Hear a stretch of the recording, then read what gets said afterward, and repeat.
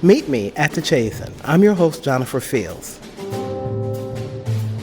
When you see photographs of African families, be they historical or contemporary, it's important to think about who was behind the lens. Serubiri Moses is a Ugandan curator and writer. He's an adjunct assistant professor at Hunter College and visiting faculty at the Center for Curatorial Studies at Bard College in New York. His lecture about the history of portraiture in the African family featured the work of South African visual artist Lebohang Kganye. Her work is part of her exhibition, Insistent Presence, Contemporary African Art from the Chazen Collection.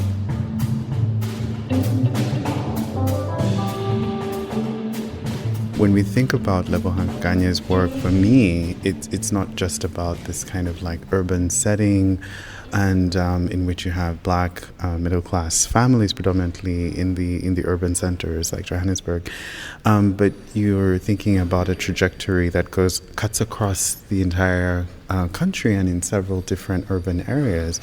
And that is where the difficulty lies, because you have to think about the lens through which the artist actually is making this work. It moves around a lot, and you have a lot of different ethnic groups that are spread out across South Africa.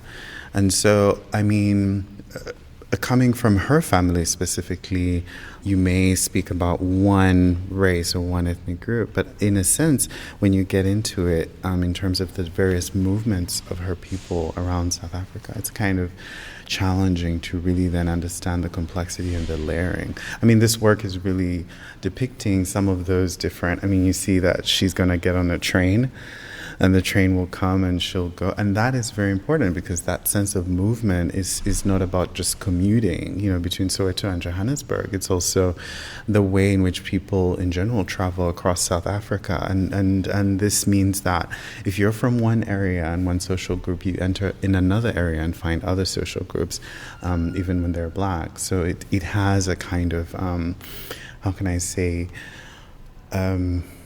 regional cosmopolitanism or like intranational cosmopolitanism, and I think that's very, very, very important.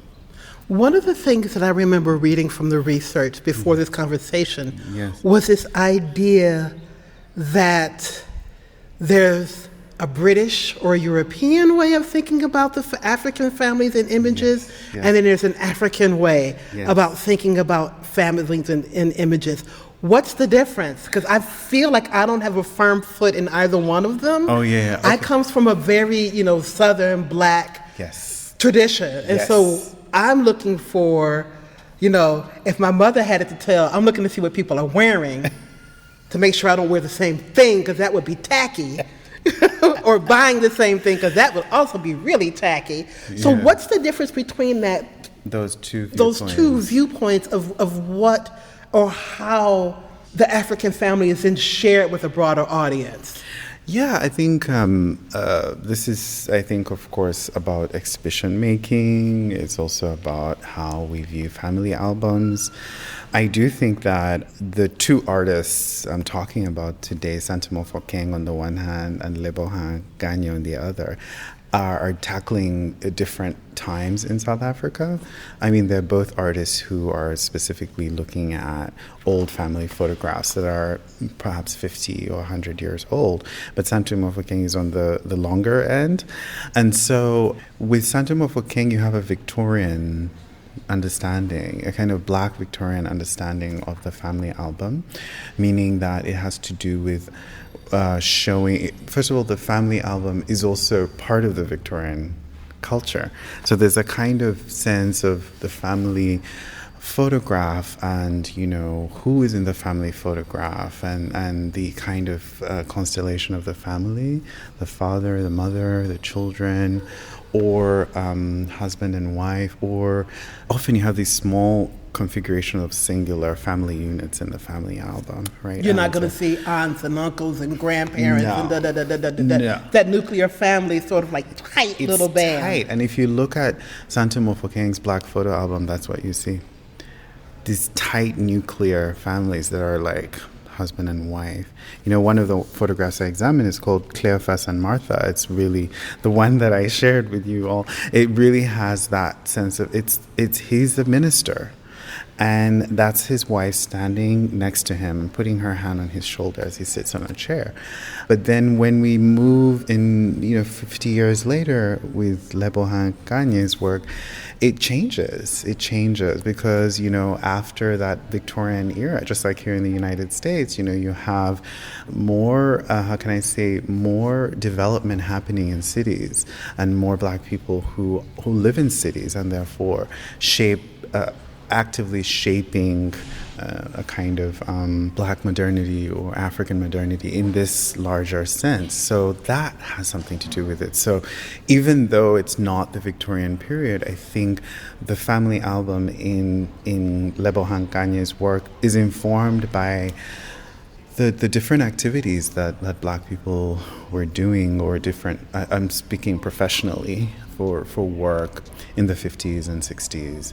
And at the time, her grandparents would have been working, because her grandfather and grandmother feature heavily in her work, as does her mom, but this specific work has a lot to do with that kind of older. It's during apartheid, but it's also that Black people are contributing to the growth of the economy. And so not different from Detroit, where Black people migrate to Detroit and contribute to the motor industry. It's very similar in South Africa, in Johannesburg in particular, and the diamond, industry and all of that, and the gold industry as well. So, yeah. In her work, too, in looking at this piece, even though it's on another continent, the tableaus are familiar. Yes. I was talking to Margaret this morning about going with my mother to go help my grandmother and grandfather, and my mother would cut my grandfather's toenails. Because there's one sequence in this video where she's using an extremely large nail clipper. And that took me right back to that moment, because I would sit and watch her do this, and he would be worried that something would fly in my eye, because, he would, how grandparents are. So even though the work is based on her memory and her gathering stories from her family about these photographs, but it still has that way of reaching across the ocean to pull the viewer in, no matter where you may be. It's a common experience that we all have. Yeah, and if we're lucky. Yes, and I think that is something that I guess I absolutely agree with you, and I think it's something that I should say is also within how we understand Black families and African modernities in general. I mean, thinking about it in terms of the kind of transatlantic conversation. I mean, I'm thinking Robert Farris Thompson here, but I'm also thinking about it more in terms of how, as I said, Black people on both sides of the Atlantic, kind of helped to build the modernities in their countries, right? But then, in so doing, I'm also talking about how then they established their own kind of way of looking, right? So when we get to Essence magazine and Ebony magazine, that's its own way of looking. And in South Africa, Drum magazine as well has a particular kind of way of looking at the photograph. And of course, the configuration of the Black family is very interesting to me. So when you talk about your grandfather and your grandmother, I think that is beautiful, thinking about in one of the things with Lebohang Kghanye's work that I love is that I think she's really also paying homage to the Black men in her family, and I think that for me this is it's interesting. It also talks about who is part of the family and how they are represented. Yeah. So as we look at the timeline of these images, what are some of the cues you were picking up that you thought, it's changing? Talk to me about what you saw that excited you about this, because even just talking to you about it now, your eyes kind of light up and you start smiling. So there's something about this research, this looking, this intense looking, that is triggering something. When did you start to see these changes in how the black family, the African family was being represented. Yeah, I mean, I think that speaking about it is beautiful because it reminds me of that I also feel very attached to the material. And I also thought that Santu Mofokeng's work was very much in dialogue with Lebohang Kganye's work. Not only did Santu Mofokeng make and work with family photos and collect family photos, meaning he collected them from communities, in urban black communities in South Africa, but Lebohang Kganye also did the same thing in her own family, right? And that they're connected with this kind of field work strategy and all of that. There's a kind of anthropological, if even ethnographic way that they go about, gathering this data. And if you look, what I appreciate about Lebohang Kganye's work is that it's so visceral in that way that it's a slice of a moment, but the detail is so beautiful, right? And that beautiful, the beautiful detail, I think, is something that I can't ignore. I think it's owed to this artist to create such nuance in the way that she thinks about the family, in the way that she thinks about these moments in time. I think that's part of her rigorous kind of scientific methodology in capturing. But on a personal level, I also think that I was wowed by the fact that these artists are looking at the past, and that's something that I'm really interested in and I talk about very openly in the lecture. But I was also anxious about that, because what would make you so anxious? I think that people tend to misunderstand when artists in a position of narrating the past, because people don't often trust artists to be the ones telling the story. And so this notion that this artist is telling this very important history of black families and also black male and female workers working in these sort of gigantic industries and helping to build South Africa is not something that historians would run to the artists for, or people would run to the artist for. We often think it's historians who have the kind of privilege of telling history and telling that story. As if the artist's lens is somehow cloudy and the historian's lens is somehow clear, not understanding, or maybe not considering that the artist that's producing this work isn't doing it in a vacuum. They're talking to people. They're using actual physical ephemera from their own lives. And how is that story less authentic than someone, say, who hops on a plane and goes somewhere and decides to tell the story because they've been studying it in a room somewhere else with books that someone else wrote who knows when. Suddenly that is more of an authentic telling than someone who's lived, breathed, and is talking to someone who's lived, breathed, and experienced, and holding the actual photographs that some historian may have to dig through in a historical society for 30 years to find. I'm just saying, Serubiri, that's all I'm saying. Exactly. I'm not saying, but I'm saying. Yes, Gianofer, yes, it's true. But the thing that is also interesting about this is that that's what black artists and black curators are experiencing a lot of the time. They're not often how can I say? They're not often allowed, or they're not often. What's the word I'm looking for? I think there's a kind of word that philosophers use these days called epistemic injustice. And I think that means oftentimes that, when you say something that the other person, due to the fact that they feel either more superior or more entitled, or will often try to deny or declaim what you're saying, and so a kind of epistemic injustice happens in that sense, complicated by race, complicated by gender, complicated by class, and complicated by many other things, right?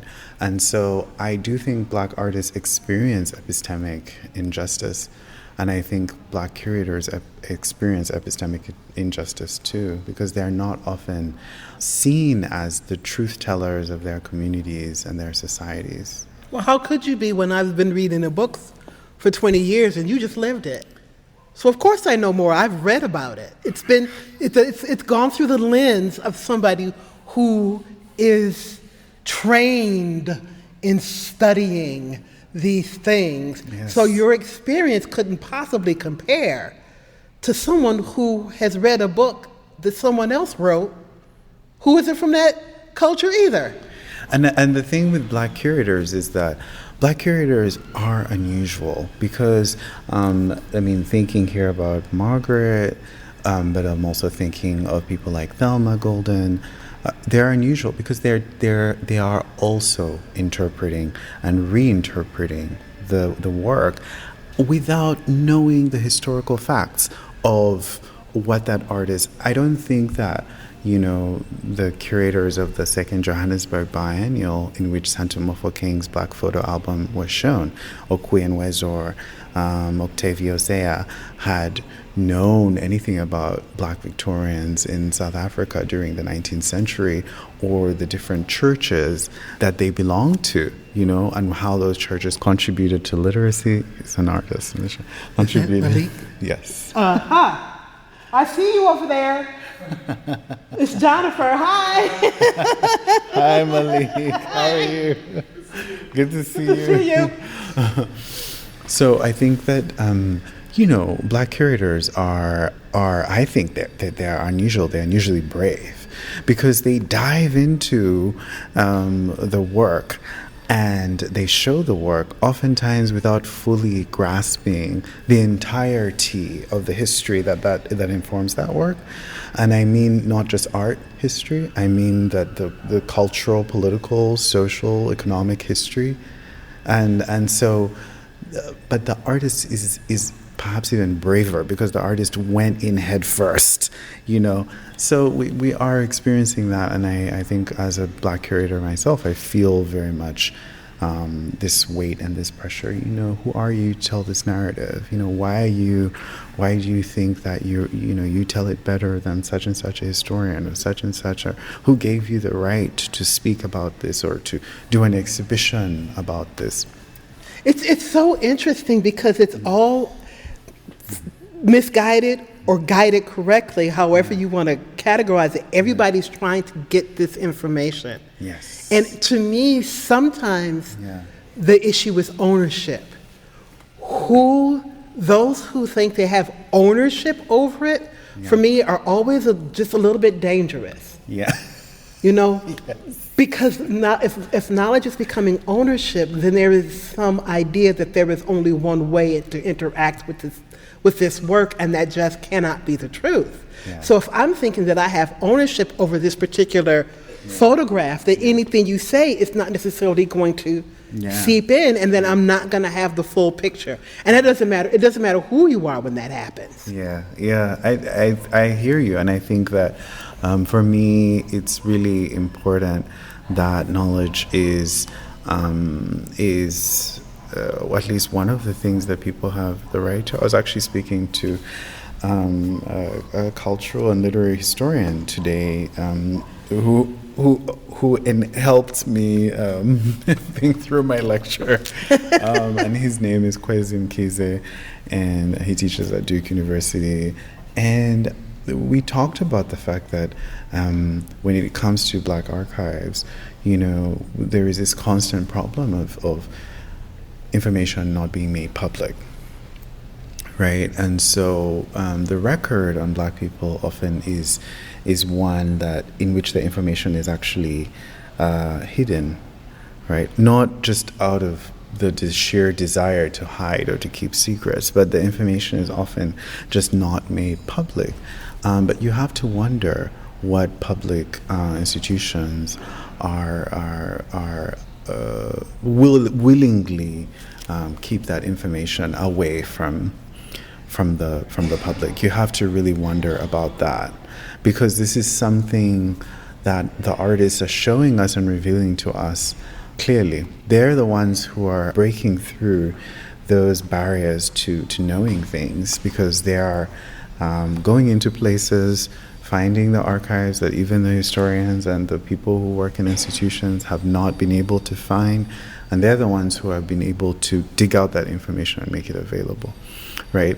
So that, I think, is about being brave and a kind of epistemic justice, right?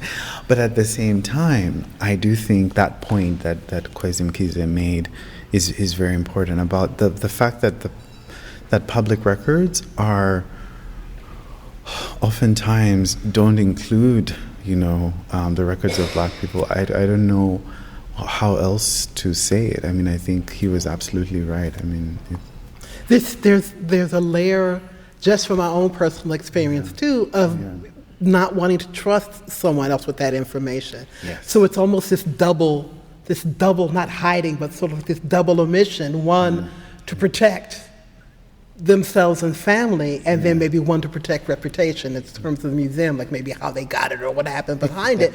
But there's this desire to protect. And one, to me, seems more valid than the other.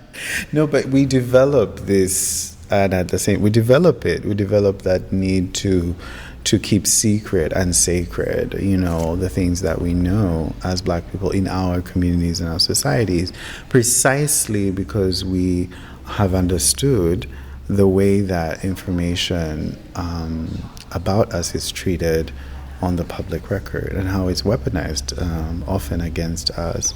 In Uganda, where I come from, I think, doing research in the 1970s in particular has shown me that Ugandans were participating in all kinds of things. They were doing festivals in Russia, like, performance artists doing festivals in Russia. They were in Lagos. They were here in the United States. They were models, a very famous Ugandan model in London, catwalks in London and New York, on covers of various magazines, including Essence and Ebony. And I don't know, Ebony, I think, but I don't know, the idea that time period is now clouded in the controversy of a military dictatorship, one that actually was very, very violent, and we should not excuse, crimes against humanity. But I think that has shaped and overdetermined the entire story of all those people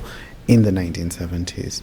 The one thing that you say when you hear Uganda is Idi Amin. Yep. And that determines the entire narrative. Mm-hmm. And so when it comes to those records of, artists, I think it's for me, it's a pleasure to try and dig these things up myself also as a researcher, because it means that you're getting at something that hasn't been given access. You haven't been given access to so easily. It almost feels like you're wrestling access away from something else in order to grasp, knowledge or information about that time. And also wrestling with self, because I remember that time period. Yeah. And it was so hard to even wrestle with myself, to see beautiful images coming out of Uganda, Yes. but thinking, oh my God, wait a minute, it's a dictator, it's a military, I can't enjoy, almost like I can't enjoy this. If I enjoy this, then I'm discounting what's happening to people, which is a very real scary thing. Yes. But all we're being fed, I can honestly say this, but we were fed two narratives. Yes. It was the horror of Idi Amin, and then the over-sexualization of Black and brown bodies. Right. So we had two, for us, there was nothing in between. Right. Either it was this incredibly beautiful sexual object or this incredibly horrible, murderous dictator. Yes. So there was nothing in between for us. Yes, yeah. I think that tells me a lot, and also it just is. It shows you that the public record tends to be overdetermined and controlled and tightly should I say tightly Very curated? tightly. Very tightly curated. Say it one more time, Serubiri. Very tightly curated. Yes, there you go. Oh, very tightly curated in terms of what we know publicly on the record. And so I do think that Lebohang Kganye's work is so important, and as is Santu Mofokeng's work, but Lebohang Kganye's work in particular, because I think the stories she's telling, I don't think they exist on the record. I think these are very personal narratives in families, but which also, as I said, like if you really look at the 1950s and 60s in South Africa, you will find that her family's narrative is that narrative of so many other black families, right? And so this is also about the making of South Africa into the kind of large economy that it then became. You know, it's and how black people contributed to that and built their own sense of they built their own kind of image, the kind of image that they wanted to see. So as we stand here in front of her work, do you want to do it in front of the video or a still? But what I'd like you to do is break down for me what you're seeing. You can choose the work, you can choose the video, or you can choose the still. I think I'll choose these. Okay. I'll start here. So what we're seeing here is we're seeing a lady, a black woman moving on a road, and it looks like she's moving down the stairs actually, but she's crossing a kind of like railway line, and then on the other side you see a train. And right in front of her, in the foreground of the image, is a black man wearing a suit as if he's going to work. What are you drawing from that? What other information is within those images that we're seeing? Because to me, he's going to work. Yeah. I can't tell if he's happy or sad about it. Right. He's got the watch on, so time is like of the essence. And they're moving in different directions. And there is almost a quality of time. Yes. Like maybe the direction she's going maybe she's the grandmother and he's the son. Maybe they're not husband, wife, because it looks like a whole different time period. Mm-hmm. Yeah. I mean, I think, of course, you know, those nuances, I think, would have to be more in terms of how the artist research these stories and actually what she's basing them on in terms of like. But I think one of the larger things that I see in this image is the train, and I think for me that is a very symbolic of working class and middle class Black South Africans. Yeah. When I think about the train, I think of living in Chicago and going 5 miles. Yeah. She may be going 10 miles. She may be going 20 miles. More.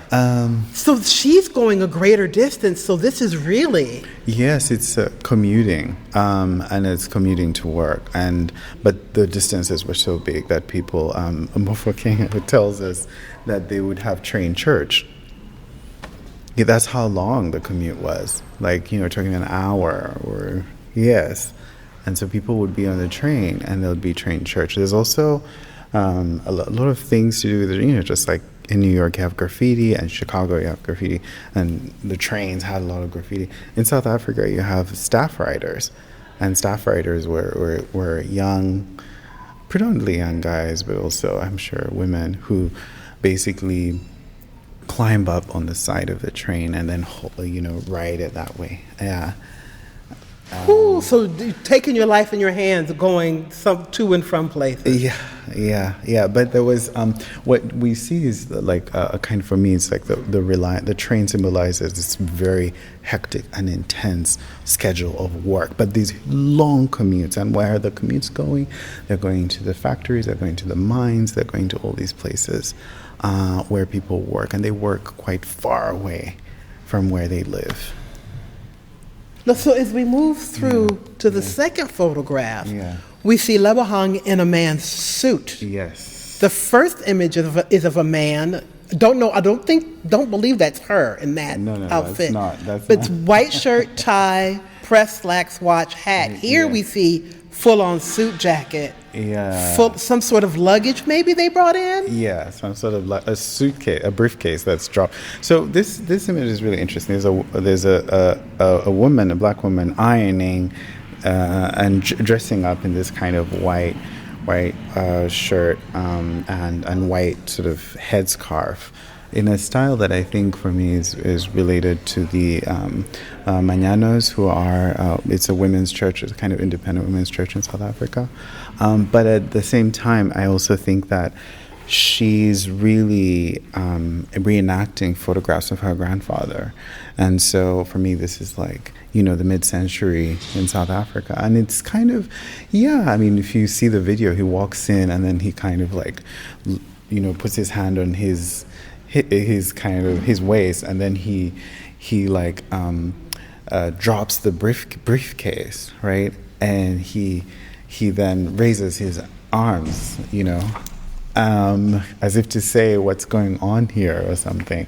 And so I also think these are like deeply interpersonal kind of relationships. So when it comes to black families, what are those various kind of dynamics? And again, I don't think it's the nuclear family, right?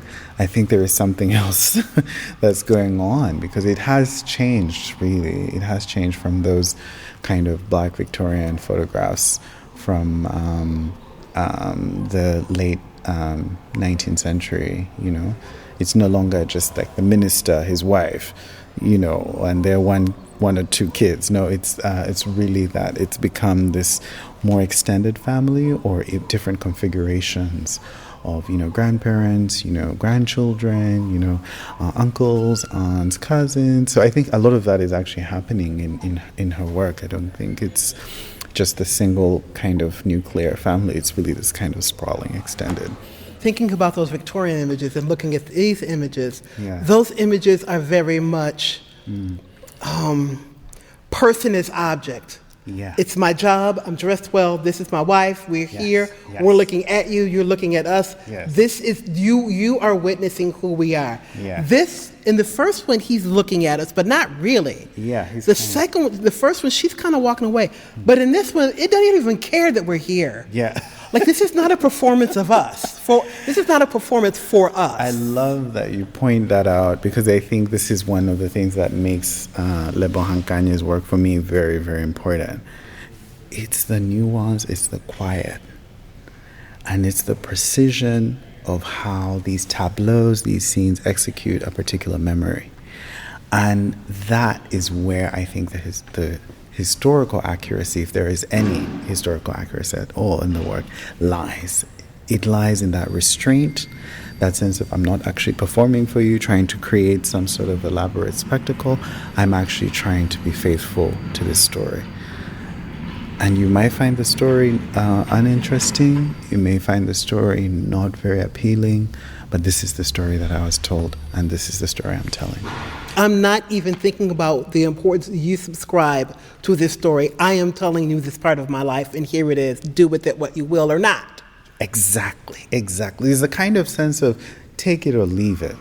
It's my story. Right. And I think that sense of calm and restraint is really beautiful. But it goes back to what you said, I think, about how the family photos and family archives and the records in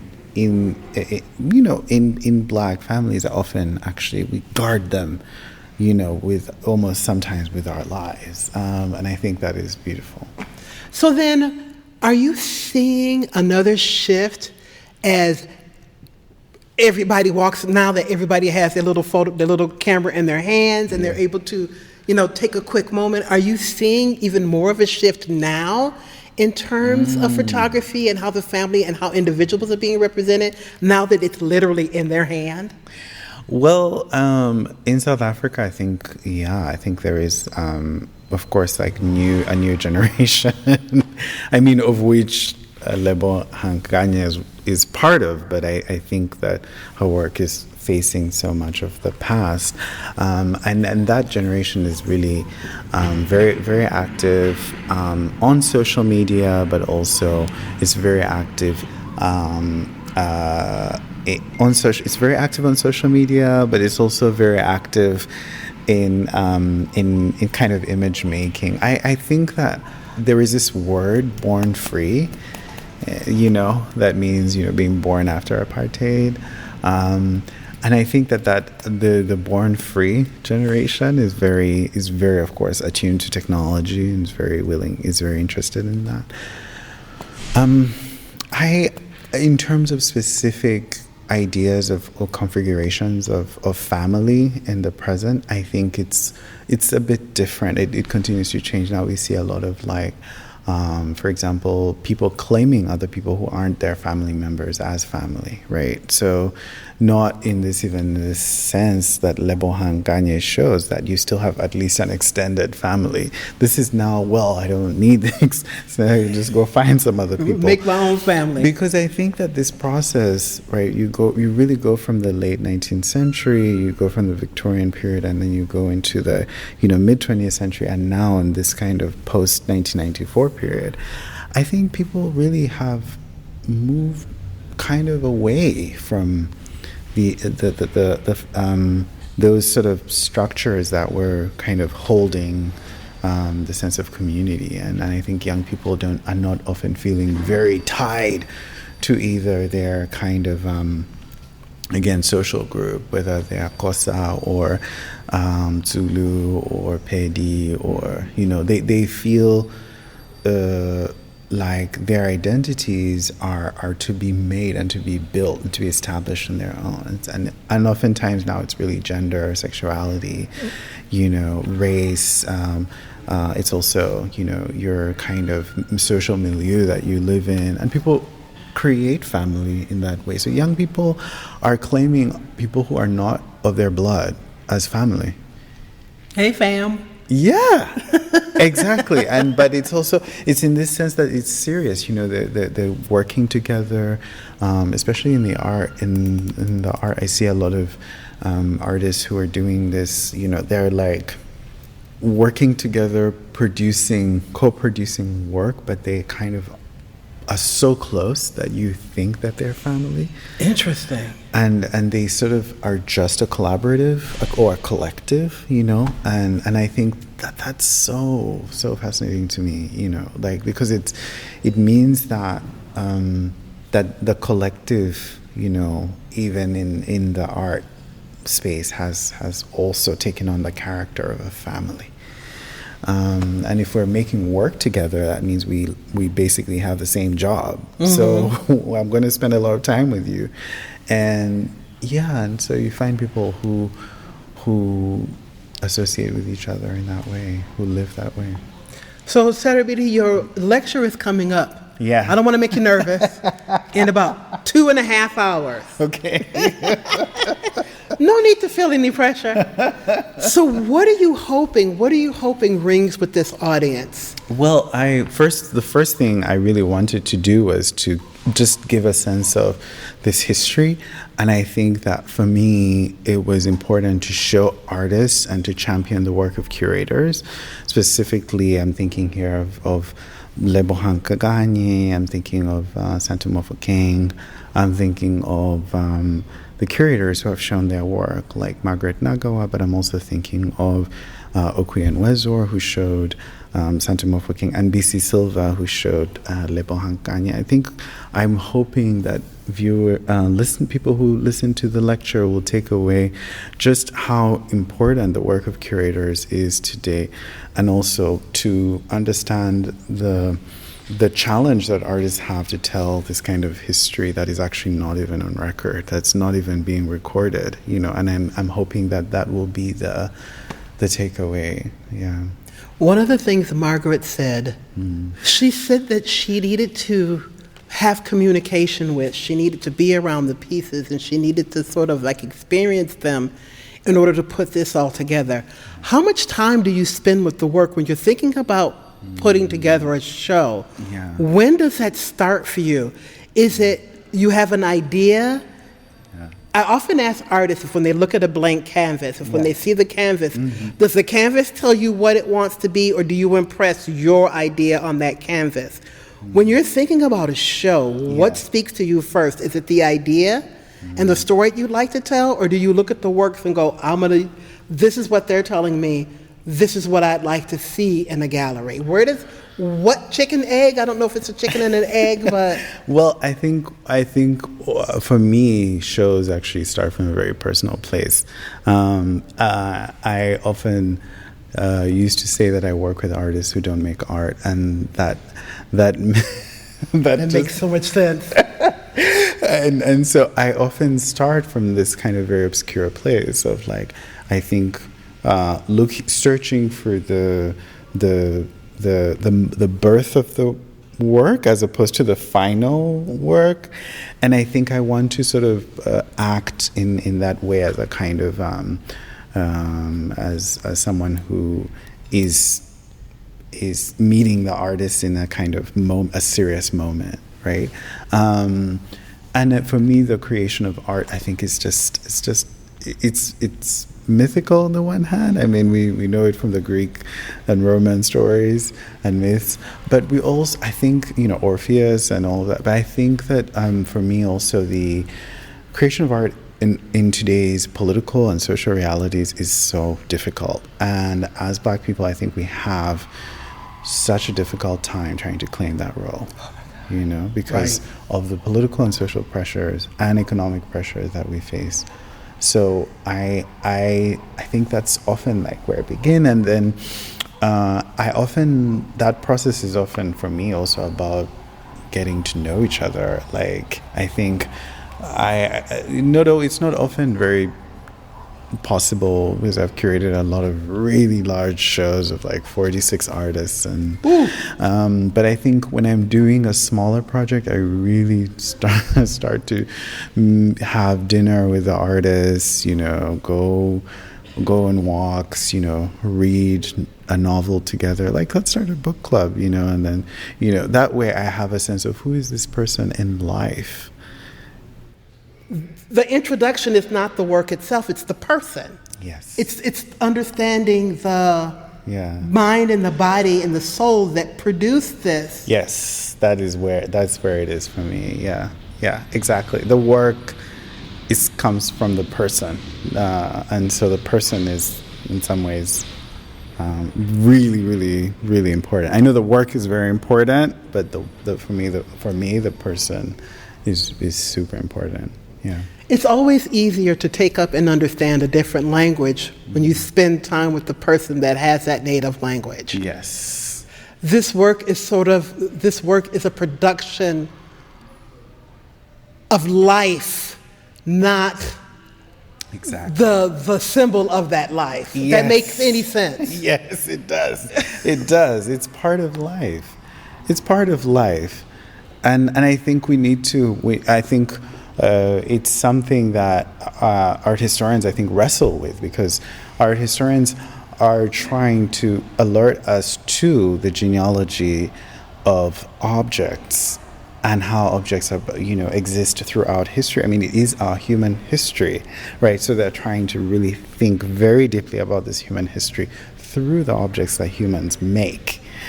But that is important work, but I do think when it comes to curating, I think really who the person was is so important, especially when you're curating contemporary shows, when the artists are alive as opposed to the artists who are deceased. Better get it right. But then that just, to me, it just makes that argument whether or not photography is actual art so frustrating, because you can discount an entire continent who are working in lens-based visual arts if you argue that photography is not art. When you look at Lebohang's work and you see that it clearly is. Yes, it clearly is. It's a way to, intentional or unintentional, discount an entire body of work, an entire group of people, and an entire way of looking at the world. Yeah, but the question you posed to me, the very first question you posed to me about the lens through which we see and how do you see through the lens of others is very, very important. I think And for me, this is why photography is important. This photography allows us to build that lens, to build that kind of image. Like, how do we want to see ourselves, But also, how do we document the kind of beautiful things we've created? Especially if nobody else thinks those things are beautiful or important enough to document. Yes, exactly. So it is a kind of archival science in a sense. I mean, I don't mean to be too technical about that, but I think that when you have a camera and you're documenting, things in your home or in your community, I think you are archiving. You're definitely, just keep that camera and keep those images, whether they're digital or printed, because 20 years from now, somebody's going to ask for them. You've been listening to Meet Me at the Chazen. Our guest, Serubiri Moses, is a Ugandan curator and writer. He is an adjunct assistant professor at Hunter College and visiting faculty at the Center for Curatorial Studies at Bard College in New York. Meet Me at the Chazen is a production of the Chazen Museum of Art on the campus of UW-Madison in Madison, Wisconsin. For more information about the museum, its collections and exhibitions, visit chazen.wisc.edu. I'm your host, Gianofer. Thank you for listening.